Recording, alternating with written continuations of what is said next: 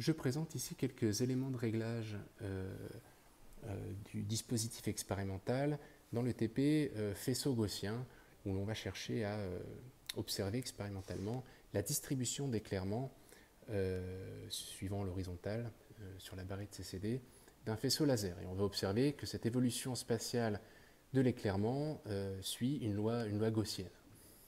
Alors il y a un enjeu assez important de réglage que je vais préciser ici. Donc une première chose, on a ici le faisceau laser que j'ai aligné à peu près avec la barrette CCD, à l'œil comme ça, grosso modo.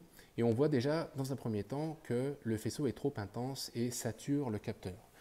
On sait qu'un laser, les lasers qu'on a en salle de TP, sont polarisés verticalement, rectilignement suivant la verticale. Ce n'est pas une polarisation totale, mais quasi. On peut en première approximation dire que c'est totalement polarisé rectilignement suivant la verticale. Et donc il me suffit de placer un polaroïde juste derrière la source, de modifier son orientation, de le croiser, de le mettre quasiment horizontal, et j'arrive comme ça à modifier, à abaisser suffisamment l'intensité pour que le faisceau laser ne sature pas la caméra.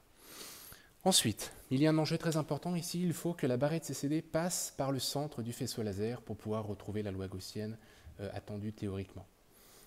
Donc je vais ici, le seul critère de réglage fin dont je dispose, c'est de bouger la barrette suivant la verticale et puis d'observer à l'écran quand est-ce que j'ai le signal maximal. Ce que je vais faire ici, il faut procéder de manière assez minutieuse, mais allons-y. Donc là, j'ai commencé par baisser.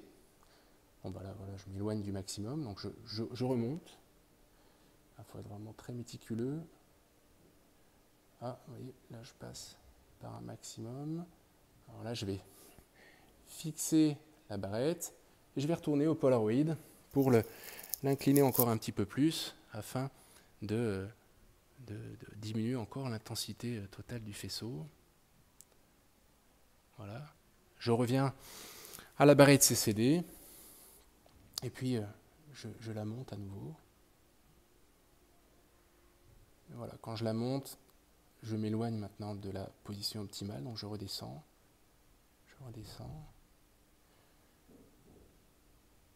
Hop, j'ai à nouveau dépassé l'optimal, donc je vais me placer de manière intermédiaire, à peu près par là, et je bloque la caméra. Voilà.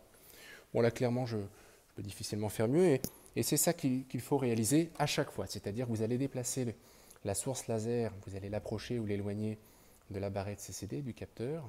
C'est ce que j'appelle la variable Z dans l'énoncé du TP. Et il faudra mesurer la largeur du spot sur la barrette pour chacune de ces positions Z. À chaque fois qu'on déplace le laser, il faudra renouveler ce réglage fin de l'alignement de la barrette avec le centre du faisceau laser. Évidemment, pour mesurer la largeur de cette courbe, il faudra utiliser ici, il faudra avoir recours à l'icône que l'on voit ici, c'est une petite loupe,